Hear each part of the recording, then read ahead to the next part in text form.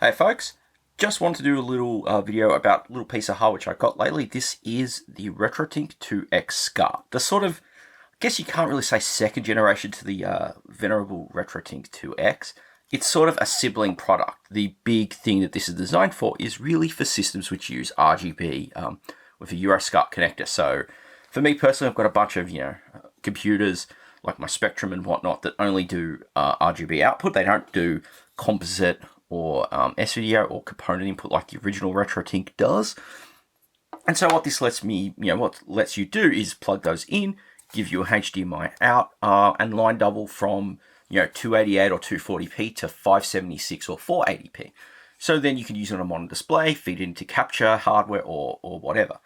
So you can sort of see this one is the injection molded enclosure. They also have an offer for a simpler 3D printed enclosure. I think this looks far neater, far more stylish with the sort of semi-transparent plastic. And so starting at the front, you've got your EuroSCART connector. If, of course, you're trying to use a device that's got a Japanese JP21 cable, you're going to need an adapter. There is not a version of this which has that connector on board. This is specifically EuroSCART. You flip around to the back, you've got a micro USB port, which is for power. Pretty much as I understand it, any 5-volt 1-amp power supply, so you can plug into a good phone charger, the back of your TV. Or what I do is I have a power strip that I've got everything plugged into in my second capture setup where I use this, and it's got USB ports and I plug it in there. So basically, a good phone charger will do that. Something which I think is really convenient here that the original RetroTink-2X didn't have is the HDMI port. If we look at the original device, it's got a mini HDMI port on board. Let's get that in a better view.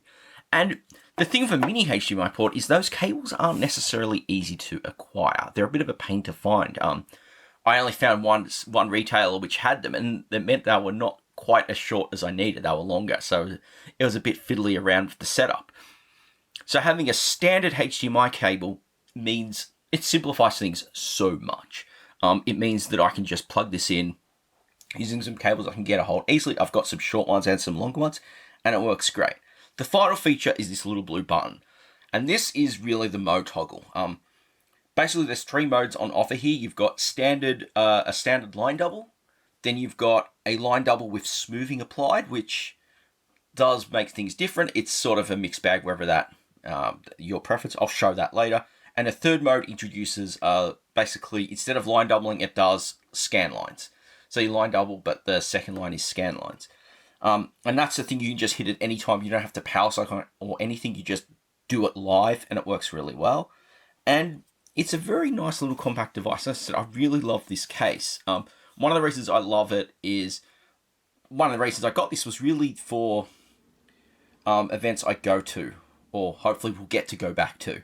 I have the original RetroTink for those, but it's a little more it's a little less compact, and you've got to throw it in its box because of just the nature of it. Whereas this is a little easier to pack. It lets me support those systems that do RGB only that I couldn't bring before.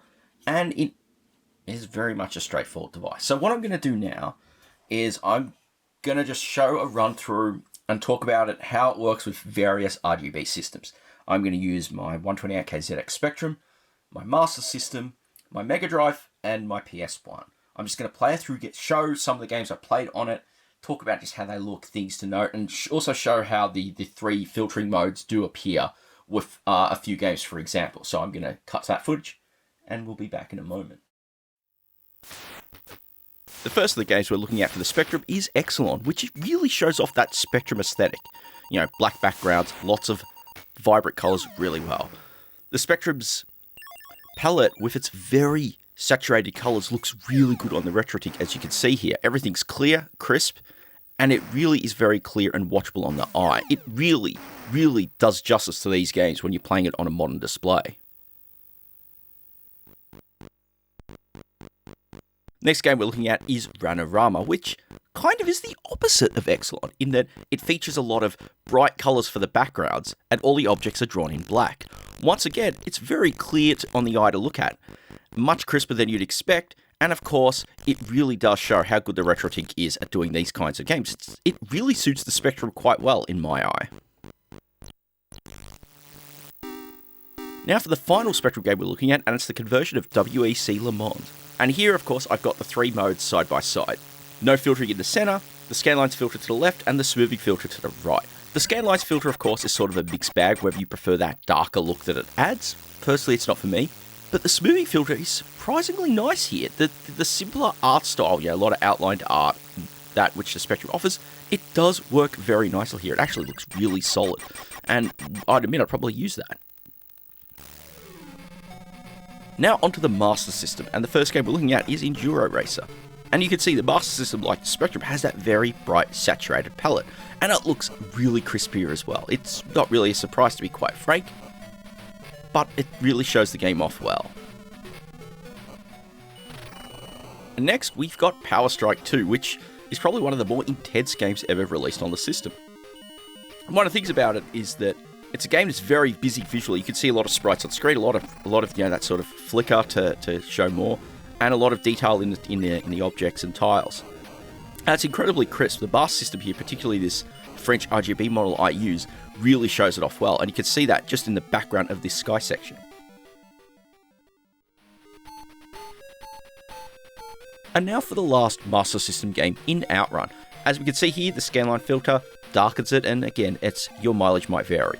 But for the smoothing filter, I have to admit, it really doesn't offer much difference here over the standard unfiltered output.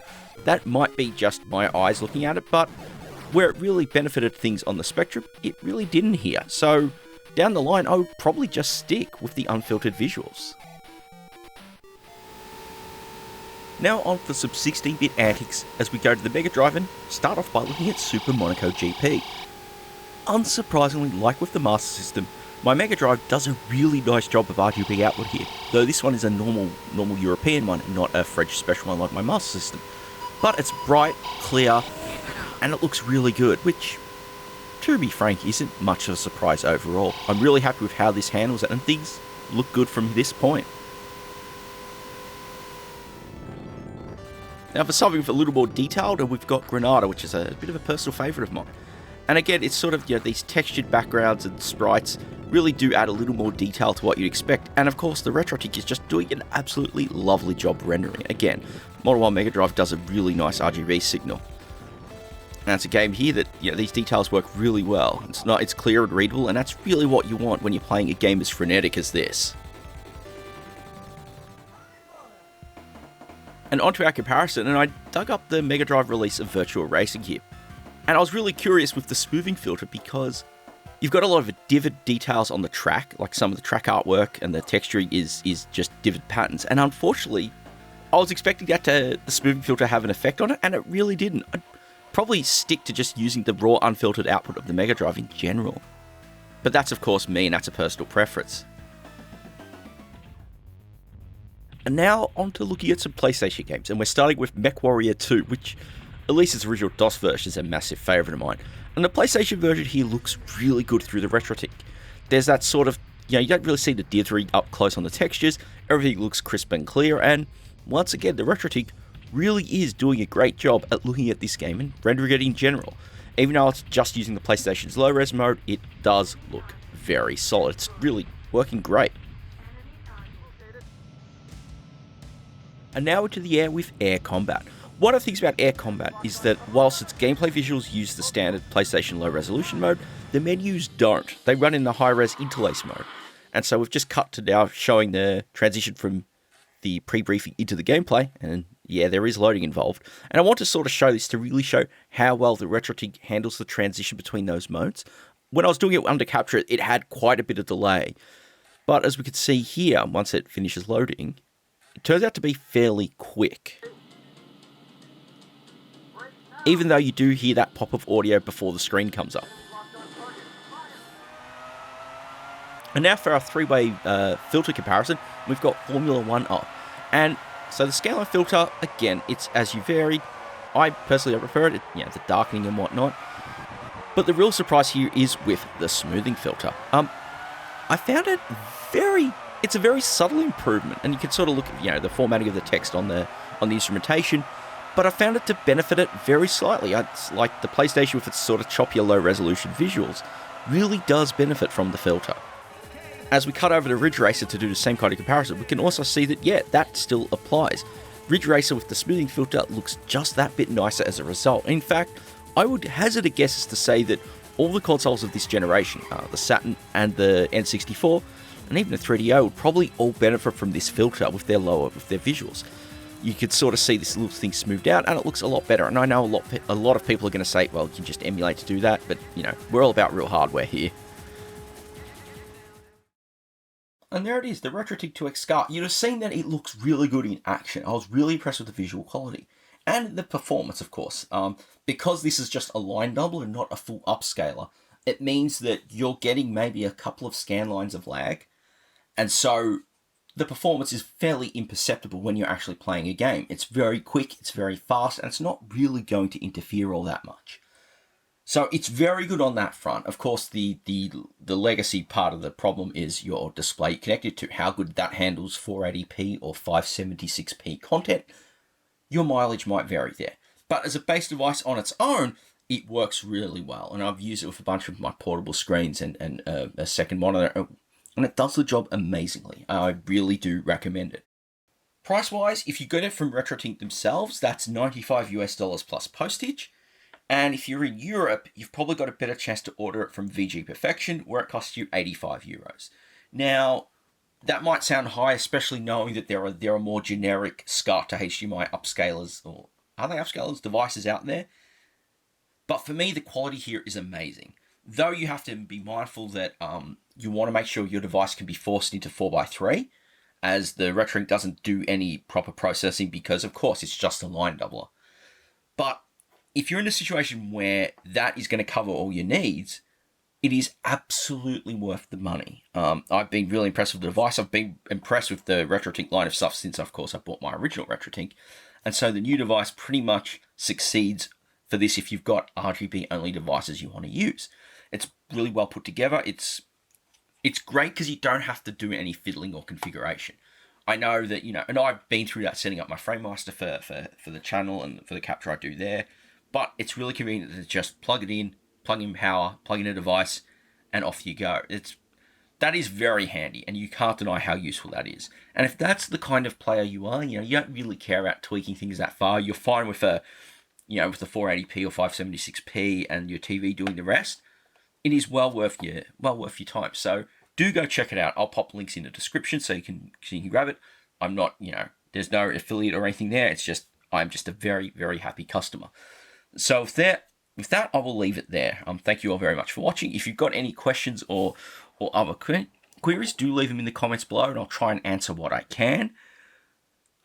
If you enjoy what I'm doing with the channel, please do hit the thumbs up and consider subscribing. It helps, get notified when new videos come out and helps videos get more traction spreading.